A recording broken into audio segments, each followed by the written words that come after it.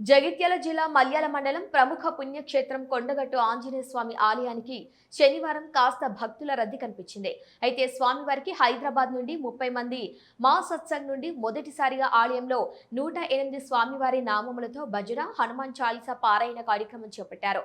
అలాగే నిన్న శుక్రవారం హైదరాబాద్ లో కొండగట్టు ఆలయానికి సంబంధించిన నూతనంగా అర్చక పోస్టులను, అలాగే డోలు సన్నాయి పరిచారిక పోస్టులను, నియామక పత్రాలు పలువురికి అందజేసినందుకు గాను స్వామివారి కృపా కటాక్షములు ఉంటాయని ఆలయ ప్రధాన పూజారి తెలిపారు. ఈ క్షేత్రంలో ఈరోజు శనివారాన్ని పురస్కరించుకొని ఉదయం 4 గంటలకే సుప్రభాత సేవ చేసుకొని స్వామివారికి ఆరాధన, పంచామృత అభిషేకము, చందనాలంకరణ సేవ చేసి స్వామివారికి చాతువరే సేవాకాలం చేసుకుని ఉదయం 6 గంటలకే దేవాలయం ప్రారంభించడం జరిగింది. వర్షం పడుతుంది. ఈ సంవత్సరం వర్షాలు తక్కువగా ఉన్నాయి.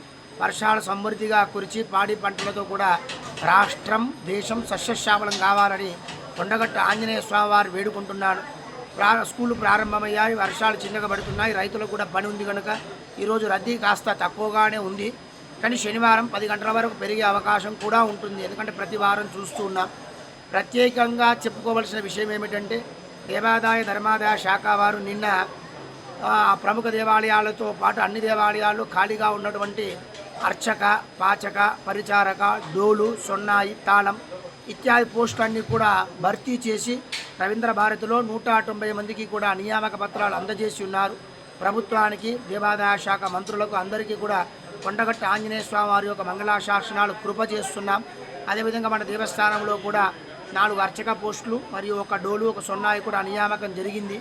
కాబట్టి నూతనంగా వచ్చేటువంటి వారికి కూడా కొండగట్టు ఆంజనేయ స్వామి వారి యొక్క ఆశీర్వచనాలు తెలియజేస్తూ వారు కూడా స్వామివారి సేవ చక్కగా చేసుకోవాలని చెప్పి వారికి కూడా మంగళాశాసన కృప చేస్తున్నాం. ఇదే విధంగా దేవాదాయ శాఖ వారికి కూడా అనేక కృతజ్ఞతలు తెలియజేస్తున్నాం. దీని ద్వారా ఎక్కడైతే భక్తులకు ఇబ్బంది ఉంటుందో అక్కడ కూడా సమృద్ధిగా అర్చకుడు, డోలు, సొన్నాయి స్వామివారి కైంకర్యాలు కూడా సజావుగా జరుగుతాయని చెప్పి మేము విన్నపం చేస్తూ వారికి కూడా మరొకసారి కృతజ్ఞతలు తెలియజేస్తున్నాం. జై శ్రీరామ్, జై హనుమాన్. మేము మా సత్సంగ్ అండి, మేము హైదరాబాద్ నుంచి వచ్చాము. అంటే మొన్న లాస్ట్ టైం వచ్చాము, 11 టైమ్స్ చదివి వెళ్ళాము. ఎప్పటి నుంచో చదవాలని అనిపించింది. భగవంతుని కృప మాకు ఈ రోజున అనుగ్రహం దొరికింది.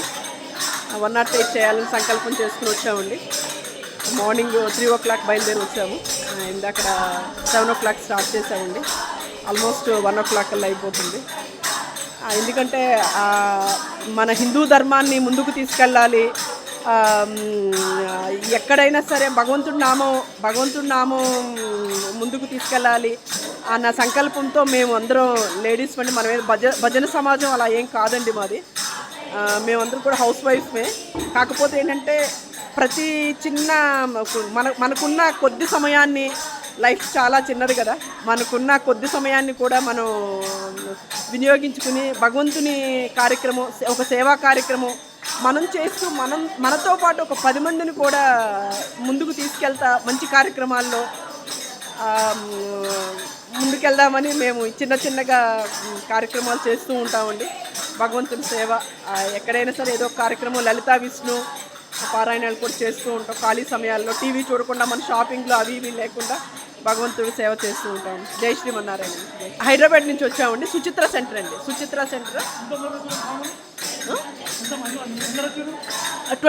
30 మెంబర్స్ వచ్చామండి. మేము లేదండి, ఇదే ఫస్ట్ టైము. అంతకుముందు వచ్చి 11 టైమ్స్ చదివి వెళ్ళాము.